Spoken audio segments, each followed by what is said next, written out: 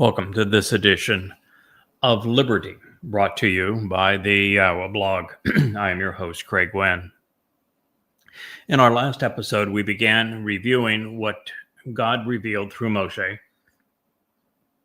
throughout the 12th chapter of Dabarim, which means words. It's been corrupted to Deuteronomy. It is one of the most revealing statements that you're ever going to read in terms of Israel's current standing with God and what God is offering and expects in return.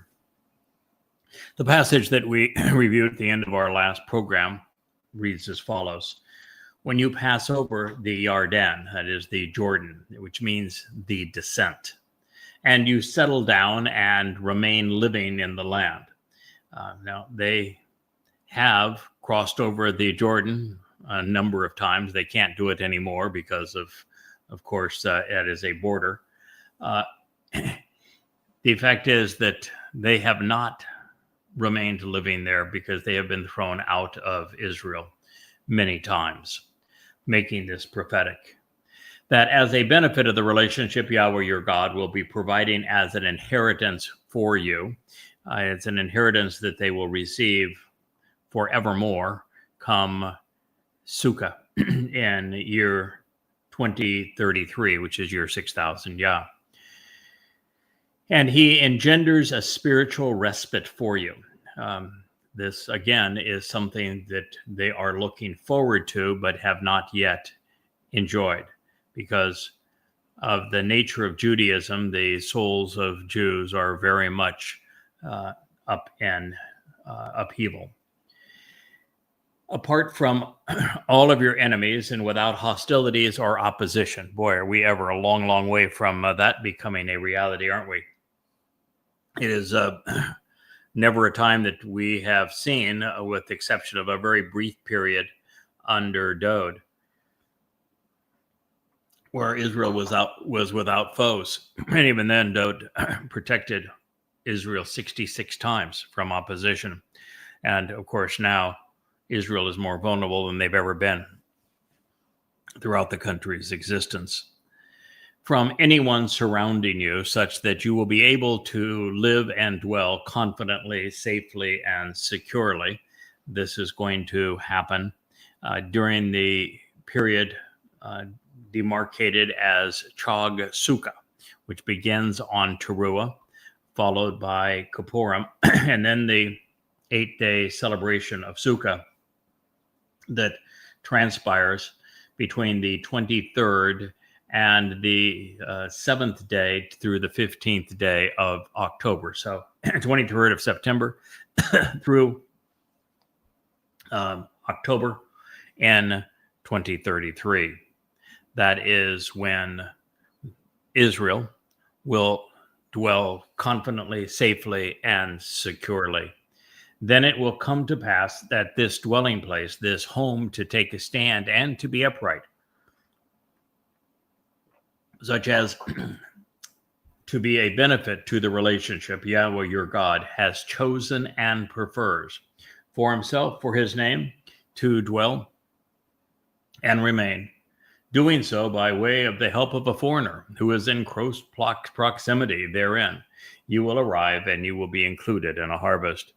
That foreigner who has been in close proximity, who is particularly devoted to including you in the upcoming harvest, is none other than Yada, the Nakar, who is the Choder. He is the man from Edom who will save many. He is also the Adamah Parah, who is sacrificed on Towrah for the benefit of Dowd's return with Yahweh on Yom Kippurim. And so he will arrive and he will remain and he will help you dwell within the land. This is an association with everything which, to enable the way to the benefit, I myself have directed and appointed, providing authorized instructions regarding you as an elevating offering for you. Sacrifices killed for you, enriching you tenfold. As we discussed in our last program, there are two sacrifices that are made for Israel. The first is by Dowd, the Messiah and Son of God, fulfilling Pesach, Matzah, and Bikurim in year 4000 Yah, 33 CE, providing life, providing perfection, and providing an entree to be part of God's covenant family. The second sacrifice that is offered for you, literally a man killed on your behalf, is on Towrah, 2,000 years after Dowd's sacrifice, and it is by his herald, Yada, who is killed also to enrich you tenfold, for the purpose of restoring this mortal remnant of Yisrael so that they can be present for Dowd's return. This gift and voluntary contribution to elevate and uplift, you can grasp hold of, you can influence its effect on you. Indeed, as the best of all possible choices, by you making a binding commitment which endures, such that you honor the conditions of this promise that you are making regarding the relationship to approach Yahweh. Dabarim 12:11. Very profoundly prophetic statement and proclamation by our God regarding Israel's past and present, as well as the nation's future. So, ladies and gentlemen, unless something better is composed, and that is not only unlikely, I think it is impossible in the time we have left, than YadaYahowah, unless someone is better prepared to reinstate Yahweh's name and Dowd's position as our Messiah, returning King, Son of God, and Savior,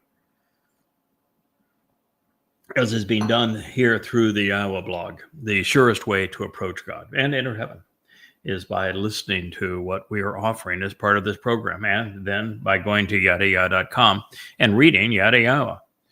And when you reach this destination, you should be elated and not vindictive. You should be genuinely happy, even elated, approaching the presence of Yahweh, your God. You and your sons and daughters, male and female workers, as well as the Lowy, who to provide guidance along the proper path to get the most out of life, are within your towns and communities to help you think and reason things out, especially since he does not have an allotment. That would be the Lowy, or property and possessions. The Lowy is the uniter, as do you. Dabarim words 12:12. Well, the covenant is a family affair, which is why we are encouraged to share what we have learned with our sons and daughters. Similarly, God wants us to treat those who work with us as family, inviting them to participate in the covenant. This is the opposite approach to the pervasive imposition of a caste system, which is pretty much ubiquitous throughout antiquity, of slavery and of feudal economies with lords and serfs. This is the opposite approach to the one taken by Orthodox Jews, who go out of their way to exclude all references to the Lowy in deference to their rabbis who have replaced them in Judaism.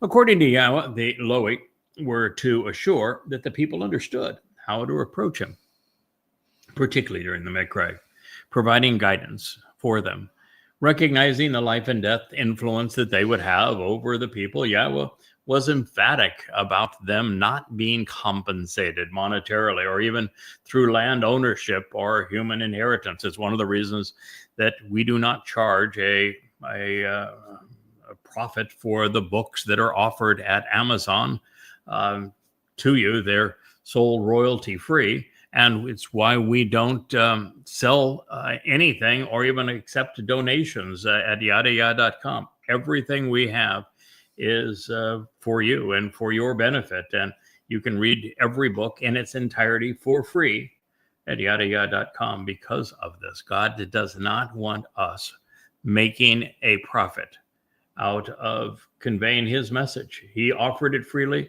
We should convey it the same way. Therefore, God is vehemently opposed to the notion of a paid clergy, such as in rabbis being compensated for their religious pontifications. It's little wonder they rebelliously prefer their Talmud, which they call a Torah, over Yahweh's Torah. Now, to the 5 classifications that were presented here, sons and daughters, male and female workers, and the uniters, these Loi, we find 3 additional individuals engaged during Shabuah and Sukkah according to Dabarim 16. These would include a foreigner, an orphan, and a widow.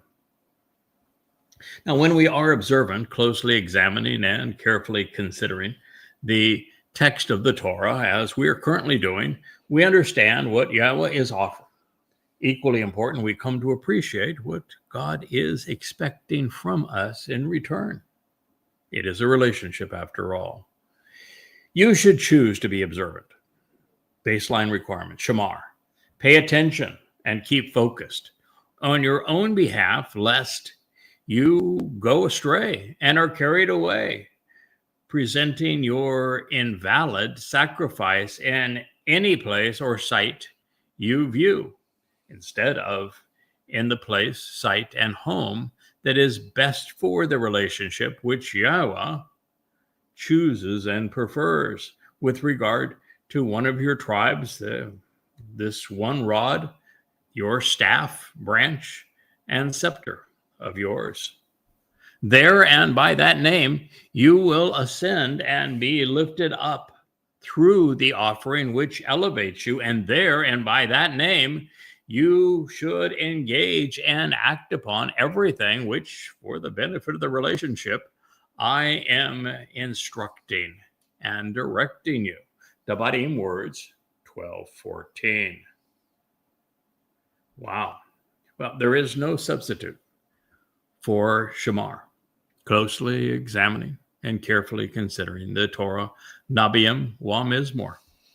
I've been diligently observant for 24 years, 6 and 7 days a week, 10 to 14 hours a day. And yet in all of that time, I'm still learning, growing in both knowledge and understanding. It has been good for me, and it has been beneficial for you. Deprived of the 25,000 pages of amplified translations and previously unconsidered insights presented throughout the YadaYahowah series, this being an example of one of them. And here you can see the example of amplified translation and also commentary. That without them, less informed, more emotional, and less cerebral individuals are not only prone to going astray, such that they are carried away from God by an invalid presentation, they are drawn to view sites which are overtly counter to Yahweh's intent. And that's a serious problem. And that is why it comes up here. There is a site that is specifically called YadaYahowah, to know Yahweh, YadaYahowah.com, YadaYah.com. And it is there that you will find Yahweh's name reintroduced to his people, his beloved son repositioned as our Savior. And you'll find the information needed to draw near, to understand what God is offering and expecting in return. And it is the only place that has existed like this over the past 2,500 years. So it's rather important to God. And what has happened here recently is that those who are not well grounded in what God has to say and are easily seduced by those with a sinister agenda can be led away.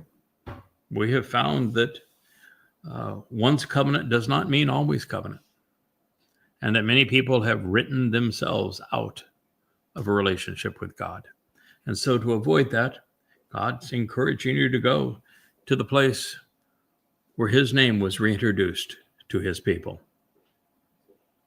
Now, so that you don't join those who are deceiving themselves and others and find yourself excluded from the covenant, Yahweh is again directing the observant to the site that he has chosen for his name to reside. And for the past 4 years, that has been and remains YadaYahowah and YadaYahowah.com. This is where God's name was reintroduced after 25 centuries, and where his Shem is explained, where his words are now correctly presented, and this being the case for the first time in over 2 millennia. And should anyone believe that I'm being presumptuous, may I remind the opposition that over almost all of this vast chasm of time, Yahweh's name has appeared nowhere else. Yahweh has not spoken or written anywhere in Israel. You won't find Yahweh's name anywhere in Israel, nor has it been there for millennia. It is not found in Bible translations or in the Talmud. And even those whose were introduced to it, who were made available to knowing God's name online, who were aware that it had been published and promoted, when they chose to speak for their non-existent spirit mother, we found that they changed Yahweh's name straight away, all to accommodate their goddess. He became schizophrenic and was given maternal characteristics when 100% of the time that he is referenced in his own testimony, he is masculine, singular, and always a father. But that didn't suit the mother goddesses. Now, to Shem or not to Shem is the ultimate question. Ha-Shems matter to Yahweh, especially his own, which is why he introduced it, why he explained it to us in his Torah guidance. Similarly, he cares passionately about the one he ascribed to this first family, Yahudah, beloved of Yah, because it is a compound of his name and that of his son, Dowd. So we should all seek to be received and loved similarly. And indeed, when we become part of the covenant, we bear Yahweh's name, making us beloved as well. Our Heavenly Father has chosen and he prefers Echad, one, Shabbat, above all others. But what is that Shabbat? And why was it plural when Echad is singular? Is it the tribe of Yehudah, the staff of Moshe, the scepter of Dowd, the rod of Yada, of the branches off the trees of the knowledge of good and evil and of lives? Or is it all of these symbols pursuant to our relationship with Yahweh? After all, it is by that name and designation that we ascend by way of the uplifting sacrifice, one during Chag Matzah and the other during Chag Sukkah. And because Yahweh has asked his people to engage and capitalize on these elevating offerings, he is addressing what Dowd did on Passover and what Yahweh will accomplish on Towrah. This is Yahweh's instructions to those who seek the benefits of this relationship. So this marvelous sequence of prophetic insights and directions, it brings us to the first of many statements regarding what is appropriate for us to eat according to the one who designated these prophetic pronouncements to be issued by Moshe, and the one who designed us and created even the animals he intended for us to consume. We came to this because there has been such an onslaught of degradation of myself and YadaYahowah by some people who are just really too stupid to even be able to get out of their own way.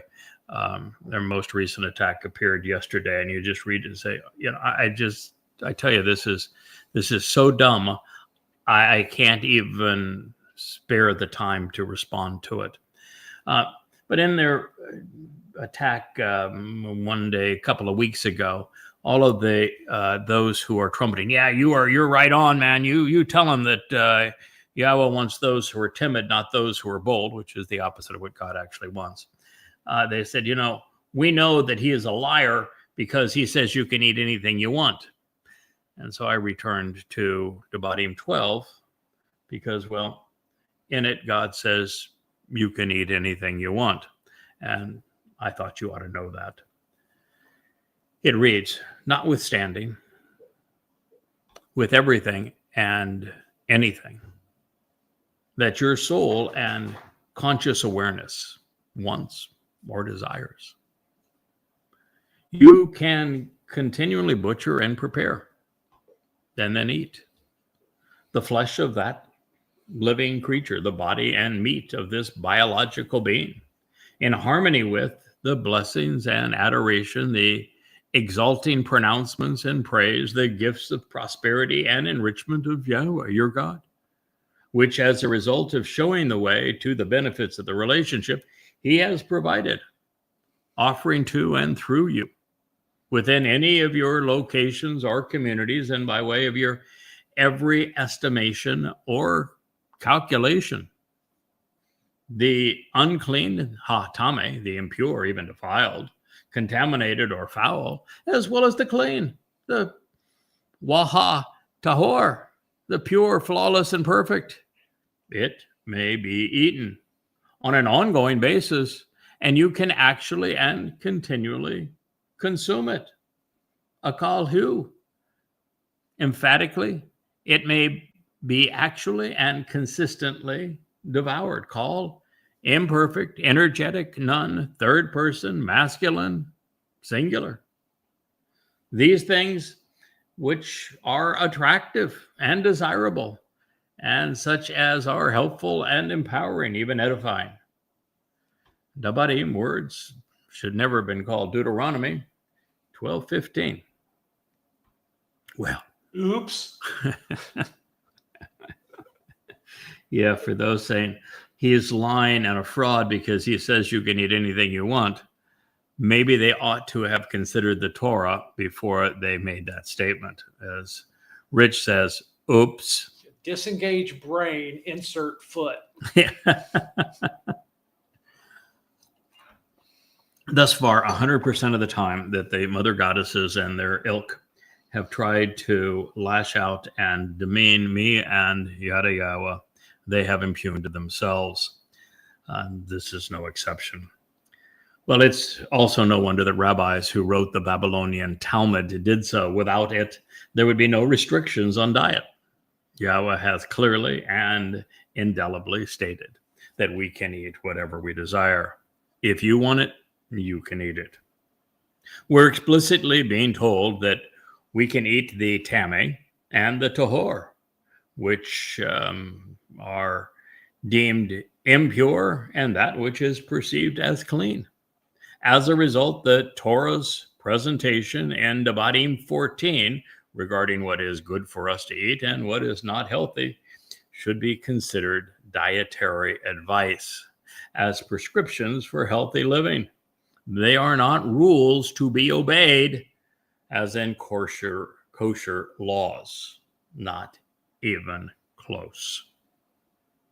There are those who say that a sabi is a gazelle and a ya'al would be a deer, but there is nothing really to substantiate either claim. Based upon their verbal roots and consistent with the implications of God's statement, it's clear that sabi addresses that which is considered attractive and desirable, and ayel pertains to that which is edifying and empowering. In this particular statement, kol was used twice. One's to say that you can eat anything you want, and the other to convey that you can consume it anywhere you want to do so. Nefesh was chosen to differentiate between bashar, body, and soul. That is to say that the bashar meat we eat has no effect on our nephesh. Our souls are independent of our physical bodies. And in the next life, all that matters is our nephesh, because our bodies are discarded. Therefore, that which you consume for the body that is being discarded has no influence of any kind on your nephesh soul. And there is one exceedingly profound insight for those who do not, except I should say, for those who do not appreciate the difference between body and soul. And that would be this group, because they just had a conniption fit when I properly stated that since clothing was optional, in fact, non-existent in Gan Eden, in the Garden of Great Joy, and that no one was embarrassed to be exposed to God. And that since we are being brought back into the garden, that is the whole purpose of Sukkah, and we'll be readmitted into the garden here in less than 8 years, that you ought to get comfortable being exposed to God. And of course, the little prudish women who just can't let go of rules and who are terrified to be exposed to the truth, much less to God, had a conniption fit and said, no, that's terrible. We need to be dressed up like this. I mean, there were two of them in particular just went absolutely wacko in doing this. And yet the fact of the matter is our bodies are just temporary reservoirs that hold our nephesh souls, and we are soon to be released of these bodily constraints and freed to become light and energy. And therefore, these bodies are not of concern. You can eat what you want because it only affects the body, not the soul. Get it? And I understand the religious are just fascinated with bodies. They have to preclude touching and seeing and everything associated with the body, particularly a woman's body. It's essential to Judaism, Islam, and Christianity. It's really the very essence of these religions. But God doesn't have these hang-ups, only religious men and women. Now, in this case, YAHOWAH is unambiguous, revealing that it is our choice based upon our preferences. Some people like Brussels sprouts. I just don't. I enjoy radish sandwiches, while others think they are weird. I'm particularly fond of lamb, when others don't much care for the much more strong flavor of the meat. I just happen to find it particularly enjoyable, but it's not for everyone. Therefore, God is not dictating our diet, free will and all. There's lots of variety out there, just like he said in the garden. There's lots of trees in the garden. Eat from whichever one you want. He is instead leaving those decisions up to us. God is not human and isn't trying to impose his preferences on us. We select our spouses, our homes, our occupations, in addition to our diet. After all, it would be really weird for God to impose the minutia of daily life on us. To say, okay, there's all these things out there you can eat, but don't eat that, but don't eat that. No, don't touch that. We're afforded free will, and we are free to use it. And if we can't use it on the little stuff, what chance is it that God would avail us the opportunity to use it when it really matters? Absolute insanity to think that he wants to tell you what you can and cannot eat, beyond giving you good advice of what's healthy for you and what's not. Now, YAHOWAH is leaving really nothing to interpretation. He is obviously and literally speaking of butchering, preparing, and eating meat, the flesh of animals.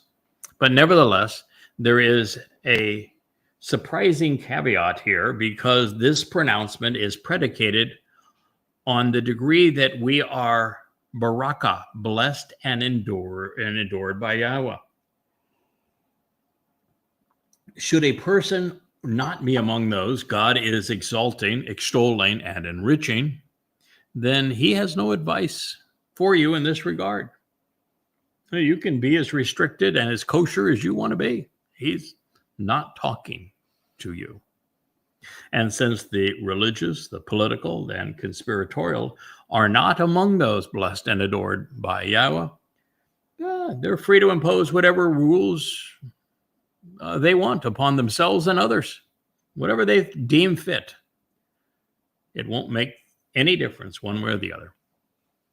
So if you're not covenant, eat kosher if it trips your trigger. How about that? Even beyond Baraka, the same caveat is addressing those who benefit from the covenant relationship, and it is focused on those who have not only been afforded this gift, but who are also among those sharing it with others. And in this light, by using Sha'ar, Yahweh isn't simply stating that we can eat anything, anywhere, but that our computations and evaluations, our assessments matter. We're to be thoughtful. We are being trusted to make informed and rational decisions. Imagine that. And then share our conclusions regarding the liberty afforded to the covenant family. Boy, is that not also a metaphor for everything that is contained within YadaYahowah, for everything that is spoken as part of this program? God is entrusting us to make informed and rational decisions, and then share our conclusions regarding the tremendous liberty that he has afforded to his covenant family. He wants us to be thoughtful, to evaluate things, to assess the truth and essence of a matter. Yahweh has left no opportunity here for rebuttal by the religious when he upheld this pronouncement by including Tameh, unclean, and Tahor, clean. Therefore, those who tried to denounce me and repudiate YadaYahowah based upon my willingness to share this instruction from the Torah only impugned themselves. Going one step further, God shaped our interpretation of a call, eat, with the call stem revealing that his guidance was to be seen as genuine and literal. The imperfect conjugation affirms that our consumption of Tameh and Tahor could be unremitting, without end. And with the energetic nun, he was emphasizing this point, adding an exclamation point. If you like it, eat it. If you find it nourishing, consume it. If you don't, that's your choice. God trusts us to make intelligent decisions. There is, however, an absolute moratorium, and we're going to learn why this moratorium exists as we continue through Dabarim words in the 12th chapter. This happens to be 12:16. The only exclusion is that you should not consume blood. Pour it out upon the earth as if it were water.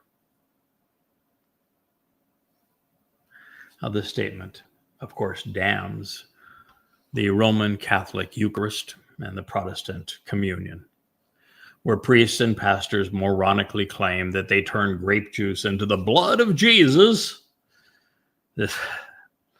While it was consumed for the remission of sin, in reality, it is sin. Further, this is further proof that the book of Ezekiel is satanic because it advocates drinking blood, further affirming my conclusions. As we know, the Loi were set apart to serve the children of Yisrael. Rabbis created Judaism by replacing the Levites, even though doing so remains in direct conflict with the Torah's instructions, which states that the Loi Levites were to remain in position as long as the land exists. And yet, ever the hypocrites, rabbis claim divine authorization for their kosher laws, while God, in the midst of countering them, states that rabbis are actually illegitimate. If you know the truth, you do not practice Judaism, nor Christianity. Be observant so that you do not neglect or abandon the lowly. Oops, then there can be no rabbis, can there? Oops. Be observant. Pay attention to what God is saying so that you do not neglect or abandon the lowly all of your days upon the land. 12:19. Now, once again, God wants us to know that we can eat whatever we want, wherever we want. So after denouncing the notion that there was a rabbi, and these moronic rabbis actually would go as far as to call Moshe, who was a lowly, a rabbi. That's how disingenuous they are. They're so disgusting, they call their Talmud Torah. They're absolutely repulsive, Israel. If you trust or believe a rabbi, you are out of your mind and you will lose your soul to them.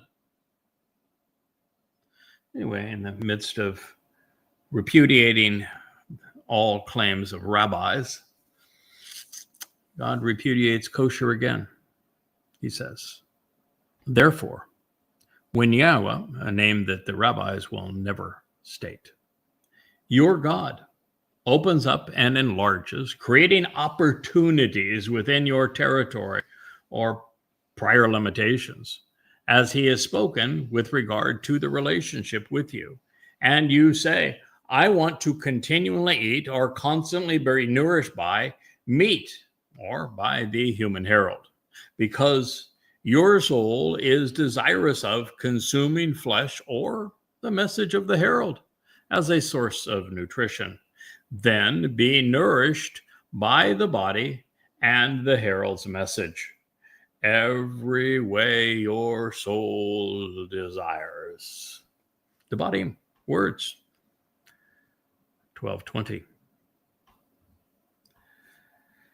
Even though there are a number of places in which the boundaries of the land were depicted, there is no indication that Israel was enlarged while occupied. And the nation is currently much smaller than it was under King Dowd.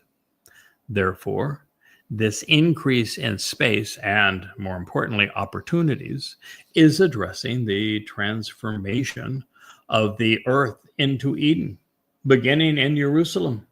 It may also be referencing the expansion from the planet to the vast expanse of the universe, as everyone's capabilities are substantially enhanced when we go from being trapped in these physical Bashar bodies to being light and energy. Now, each chosen word illustrates this finding.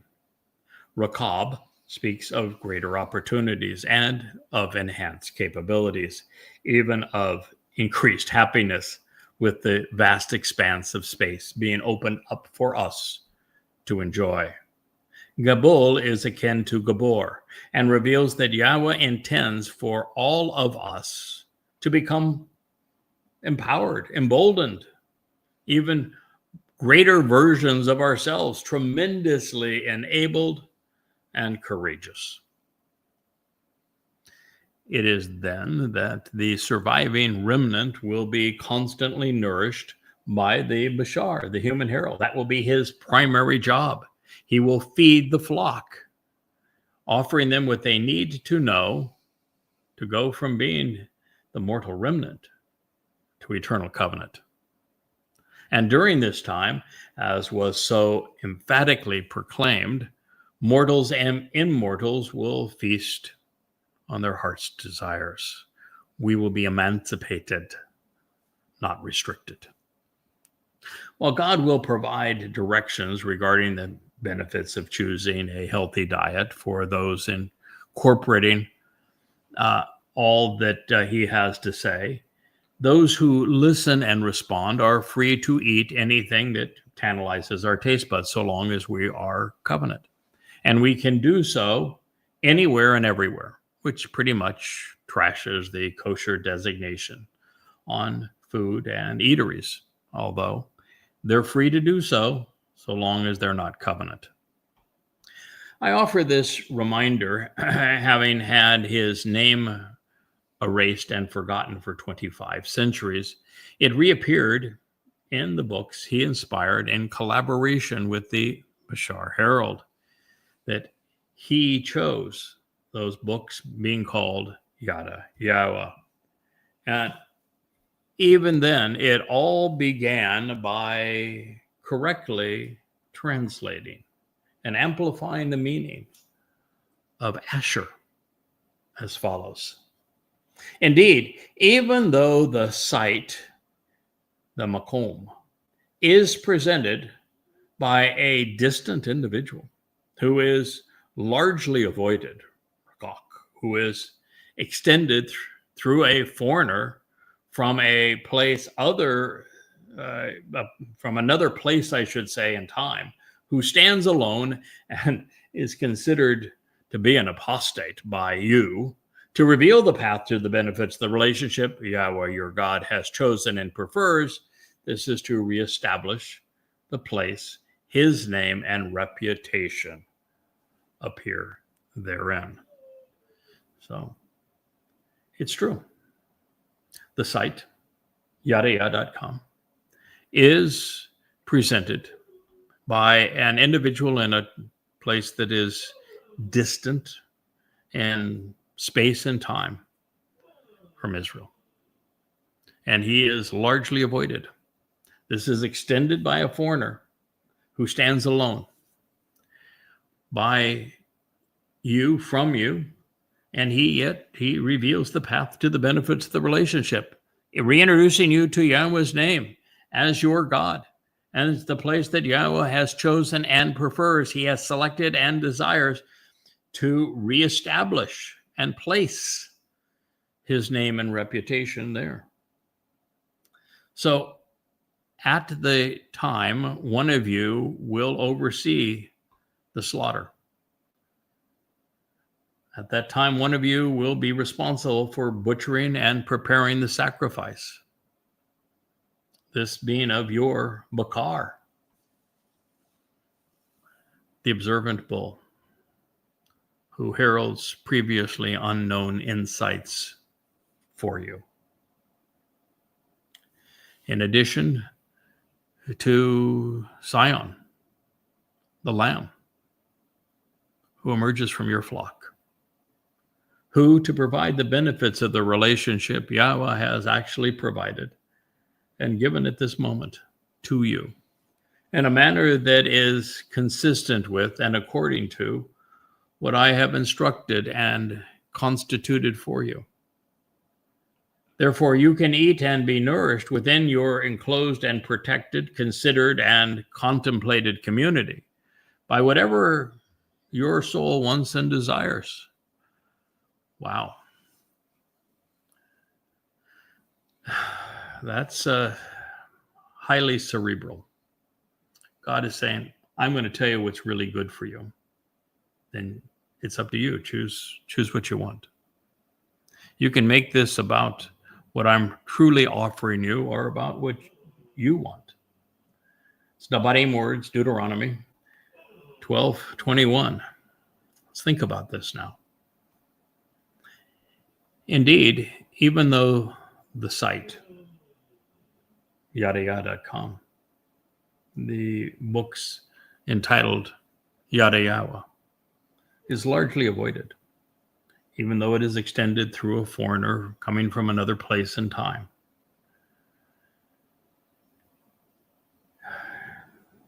To you, for you, to reveal the path to the benefits of the relationship, Yahweh, a name that was forgotten until he reintroduced it, your God. This is the place that he has chosen and the place that he prefers to reestablish and place his name and reputation there.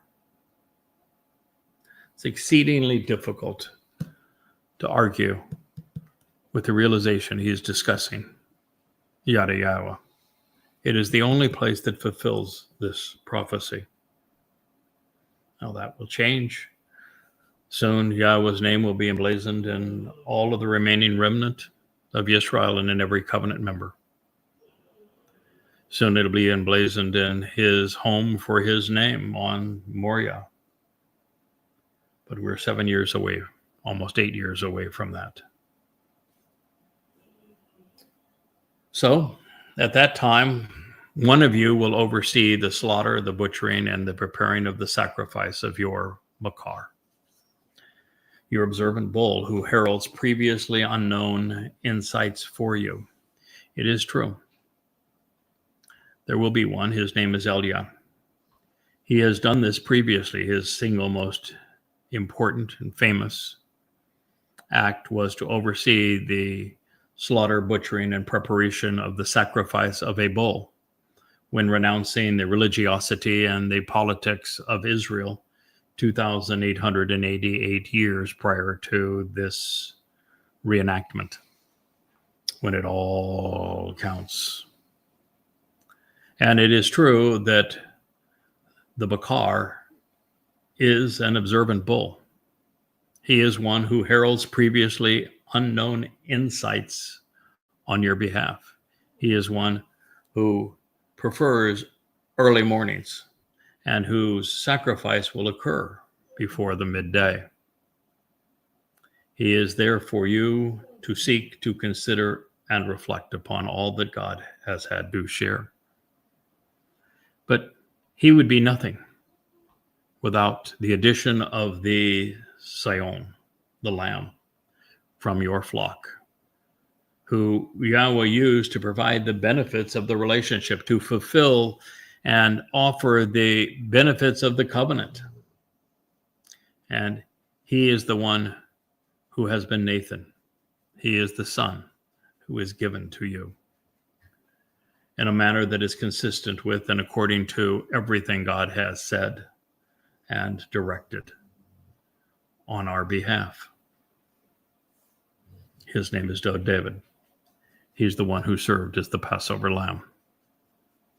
There is a symbiotic relationship between the lamb and the bull, between the Bereth covenant and the Miqraey invitations to meet, between Yahweh and his people, particularly those who avail themselves of the sacrifice of these two men. One will bring you into the covenant, one will have you prepared to be among that mortal remnant who re-enter the garden. So when God's talking about what you should be nourished by, he interjects to say, I'm going to give you an example of something that I think is exceedingly important to you. And he's spoken of the sacrifice of the observant bull and the lamb from the flock.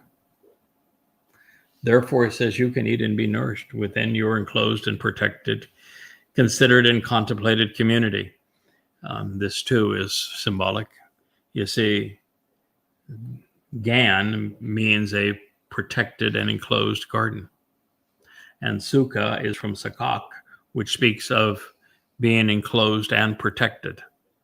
If you want to be part of that community that re-enters Gan Eden on Sukkah in year 6,000 Yah, 2033. Now you know that you need to rely and be nourished by, rely upon and be nourished by the observant bull and the lamb from the flock. It's amazing how profound, enlightening, beneficial, caring, instructive the Torah teaching of our God becomes when you take the time to examine each word and cherish it. Well, as I have stated, and it bears repeating, YadaYah.com was the first site to reintroduce and properly explain the pronunciation of Yahweh Shem, his name. first to do it in over 2 millennia, placing YadaYahowah prominently on the covers of 35 volumes. And yet, even after having revealed the most important name in the universe, Rakak, this individual from another place and time, from this revelation, has been largely ignored by God's people. The Nakar observant foreigner's quest to know Yahweh and to reveal the path to the benefits of the relationship he is offering. It began by translating Asher within the beloved prophecy presented within 2 Samuel 7, having done so 24 years ago. This approach that Yahweh has instructed has been his preference. It's what he prefers. And he did this so to Shim, Sham, to reestablish an awareness of his name and to place it there for this purpose. Shim, Sham, to reestablish an awareness of his name and to place it there to accomplish his purpose.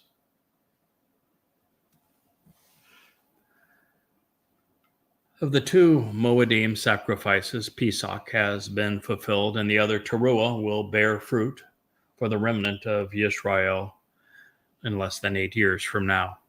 And so, speaking of Eliah, we are told that he will oversee the sacrifice of the bakar, of the bull, making all of the arrangements in a manner consistent with Bamidbar, Numbers 5, 15, and 19.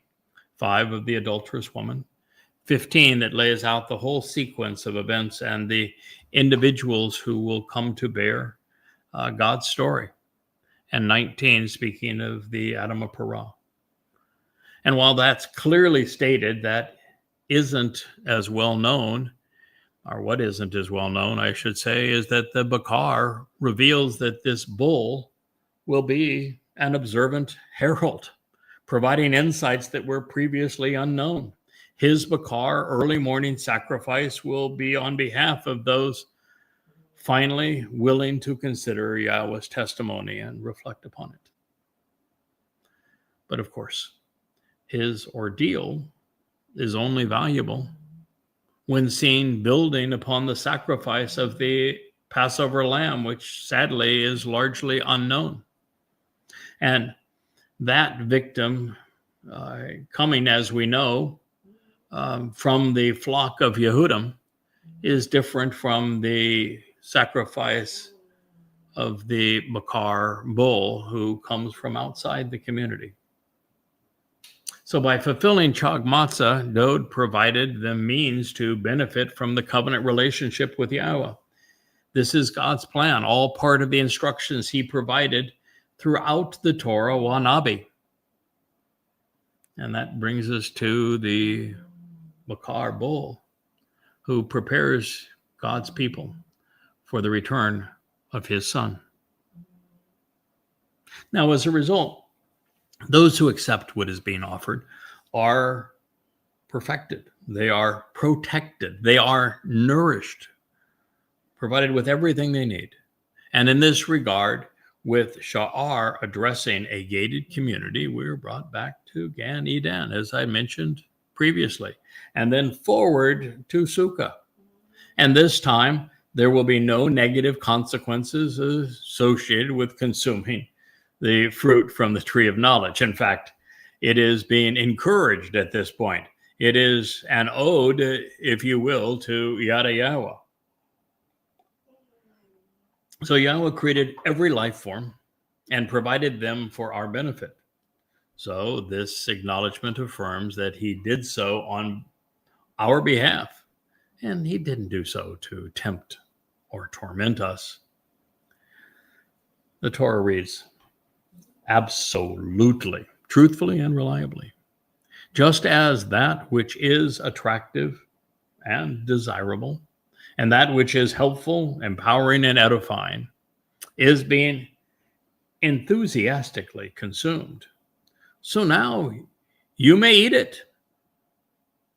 You may consume it on an ongoing basis. Call imperfect, interject none.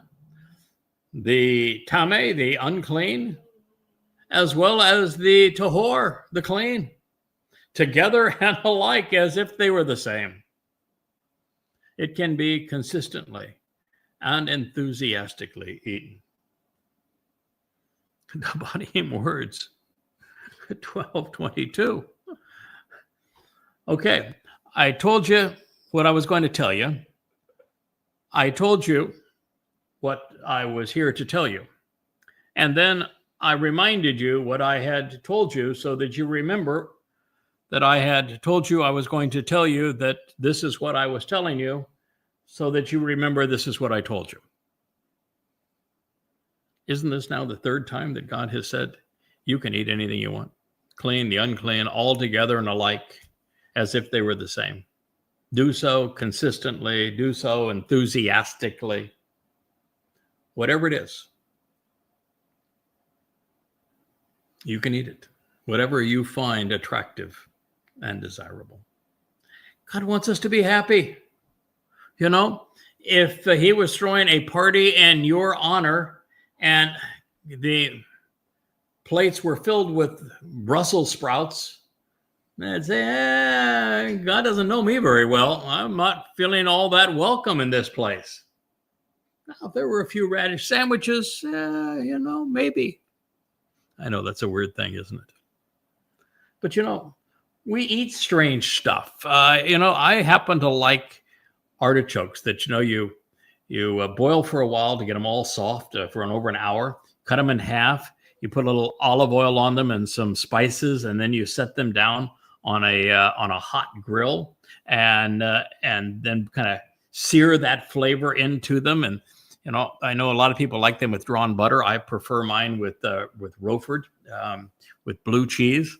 And I just think that eating that flour of the artichoke is just delectable. When other people might think, oh, that is the weirdest thing ever. So, to each his own, and we have different taste buds. I love my wife. Others might say, she doesn't do a thing for them, and that's just fine because she's my wife. We all have our opportunities to express our preferences. I know Wookiee is an acquired taste, but the fact is, I like the Wook, and Asher too. These are choices that, with free will, Yahweh has given us the opportunity to make, and just wants us to be thoughtful about it. It's obvious. It's irrefutable.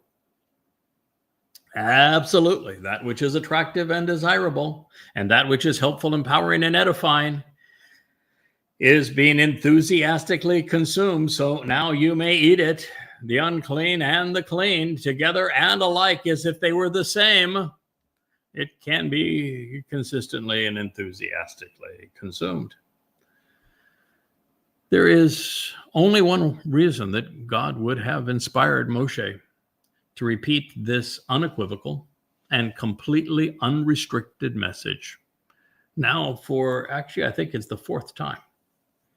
Yahweh is revealing and affirming, instructing and acknowledging his position on food preferences. What we eat is our choice. In our return to the garden, there will be no such thing as forbidden fruit. It didn't exist then, and now the only thing that has changed is there will be an even more dazzling array of delightful options available to us. Yahweh's instructions are clear. Only the mind of the religious are muddled. And as always, while Yahweh is an advocate of free will and of liberty, other men and women seek to control. There are no restrictions beyond consuming blood. If a meal looks good, attractive, appears desirable, is nourishing, eat it. Doing so enthusiastically, without reservation. The clean and the unclean can be combined, and are consumed separately without distinction. And this means that the kosher nonsense on separating meat and dairy is moronic. As a telling example, when Yahweh ate with Abraham at Mamre, outside of his tent, Sarah provided a meal of meat, curds, and bread. Call it the first cheeseburger. He even served milk with the beef.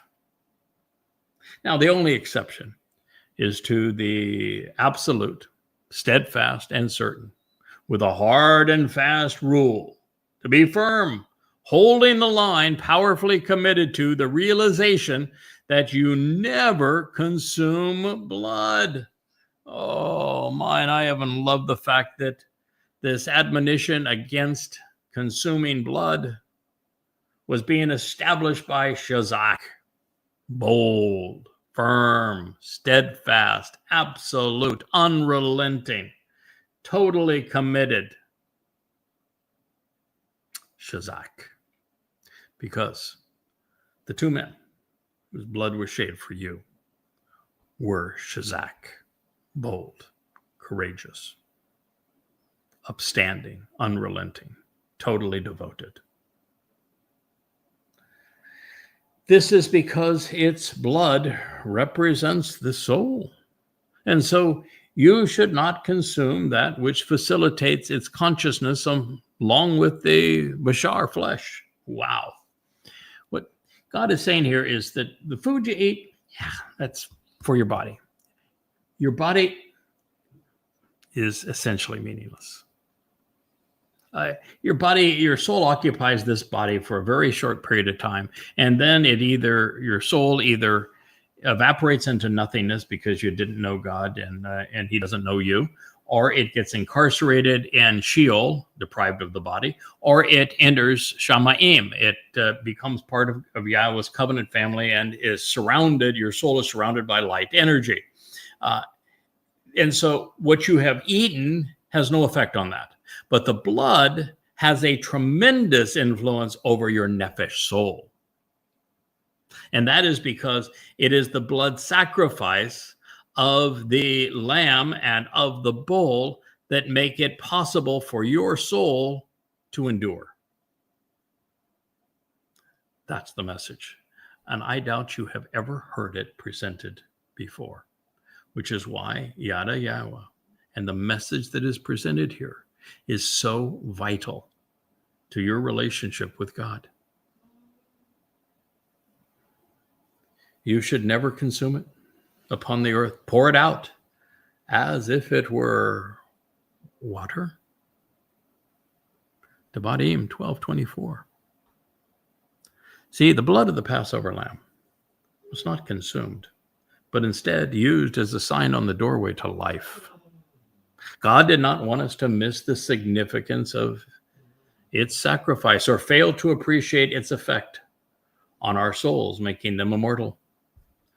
But far more important, Yahweh is emphatically distinguishing between the bashar body and the nephesh soul, because the Pesach sacrifice as well as Towrah were both of the bashar and not of the nephesh, but not for the bashar, but for the nephesh. You get it? What is being sacrificed, Pesach and Towrah, are simply bashar for the benefit of nephesh. This is the beauty of all of this when it finally comes to you and you have an appreciation for how Dowd's nephesh was placed in a bashar that could be offered as the sacrificial lamb, and that it is Yada's, this bakar, this bull's nephesh soul that is in this body of this bull that can be offered on Towrah to purge the souls of the mortal remnant of Yisrael, offering them an extension on life. You see, just as the lamb and the bull serve as symbols for Dowd and Yahweh, their blood is symbolic of life and death, Neither man actually perishes, just the bodies representing the sacrificial victims. Of the thousands of profound and previously unheralded insights presented throughout YadaYahowah, this is another jewel. Dowd's and Yada's fulfillments of Pesach and Towrah, as the Yael and the Adam of Parah, are the furthest things from human sacrifice. They are readily replaceable and restrictive Bashar bodies. That's all that was offered, because their nephesh souls were cherished by Yah, and the Bashar gave life to the nephesh of many, sacrificing that which has no value and is limiting going forward to provide eternal life and emancipation, empowerment, and enrichment to the nephesh, which is eternally valuable going forward, is one of the great plans ever conceived. And it's the basis of Chag Matzah and of Chag Sukkah, of the sacrifice of the lamb and of the bull.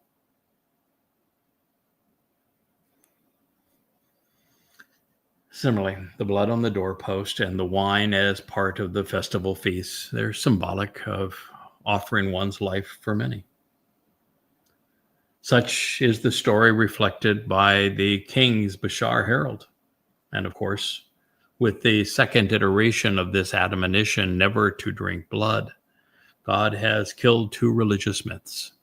The Eucharist is wrong, and so is the book of Ezekiel that is so cherished by the rabbis. I would also like to suggest that just as Dowd's blood, as the Passover lamb, poured out of his wounds and upon the ground of Moriah 2,000 years ago, soon it will be Yada's blood that will run off of Moriah as a cleansing balm during Towrah. One brought life, the other purification. And in the case of the Bakar, this observant bull, this Obed Edom, this man doing the work and coming out of Edom, his blood will be mixed with water that Yahweh will release from inside the Temple Mount to wash away the residual guilt from the souls, the nephesh, of the remnant of Yisrael. I think this is a marvelous place for us to pause and reflect on all that we have learned. We will continue through the end of this magnificent teaching from Yahweh's Torah as we resume this episode of Liberty tomorrow. Thank you so much for listening.